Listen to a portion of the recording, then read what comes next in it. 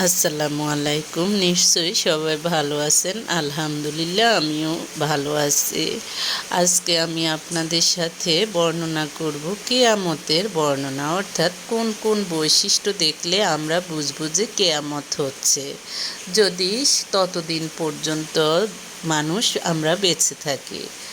এখনও বাহিরে বৃষ্টি হচ্ছে। এই বৃষ্টি কেন হচ্ছে, আবার কখন বন্ধ হবে, কার বর্ণনায় হচ্ছে, কার নির্দেশে হচ্ছে, কার নির্দেশে বন্ধ হবে, এগুলো যদি আপনি বিশ্বাস করেন তাহলে আপনি বিশ্বাস করবেন যে কেয়ামত একদিন হবে। অনেকেই জানে, মানে না, কিন্তু জেনে যদি আপনি না মানেন তখন আপনার শাস্তি হবে আরও ভয়াবহ, অর্থাৎ কঠিন শাস্তি। কেয়ামতের পর আল্লাহ তাআলা জিন ও ইনসান জাতির হিসেব নেয়ার জন্য সকলকে যখন হাসর মাঠে সমাবেত করবেন, তখন তারা, অর্থাৎ জিন ও মানুষ জাতি, আল্লাহর কুদরতি শক্তিতে 3 দলে বিভক্ত হয়ে যাবে। তার মধ্যে ডান পাশের লোকেরা হবে জান্নাতি, আর যারা বাম পাশে জড়ো হবে তারা হবে জাহান্নামী। আর একদল থাকবেন সম্মুখভাগে, অর্থাৎ সামনের দিকে। এরা থাকবেন আল্লাহর অতি কাছাকাছি। এদের দলে থাকবেন নবী রাসূল ও অলি আল্লাহগণ। এরপর বলবো যেসব বৈশিষ্ট্য দেখলে আপনি বুঝবেন কেয়ামত সংগঠিত হতে যাচ্ছে। যেমন সব কিছু নিচু করে দেয়া হবে, সমুন্নত করে দিবে, উঁচু নিচু সব এক সমান করে দিবে।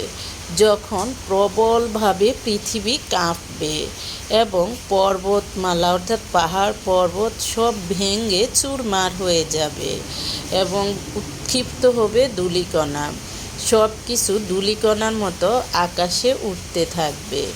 তারপর মানুষ 3 ভাগ হয়ে যাবে, সেটা তো আপনাদের সাথে বললামই। তারপর যারা ডান দিকে থাকবে তাদের জন্য স্বর্ণখচিত সিংহাসনের ব্যবস্থা থাকবে। তারপরে এরা শান্তির উদ্যানসমূহে থাকবে, যারা ডান দিকে থাকবে। অল্প সংখ্যক পরবর্তীদের মধ্য থেকে তারা তাতে হেলান দিয়ে বসবে, অর্থাৎ যারা ডান দিকে থাকবে তারা হেলান দিয়ে বসবে পরস্পর মুখোমুখি হয়ে। তাদের কাছে ঘোরাফেরা করবে চিরকিশোররা, পানপাত্র ও খাঁটি সুরাপূর্ণ পেয়ালা হাতে নিয়ে, যা পান করলে তাদের শিরপীড়া হবে না, অর্থাৎ কোনো ব্যথা হবে না, তারা বিকারগ্রস্ত হবে না, খারাপ পথেও যাবে না।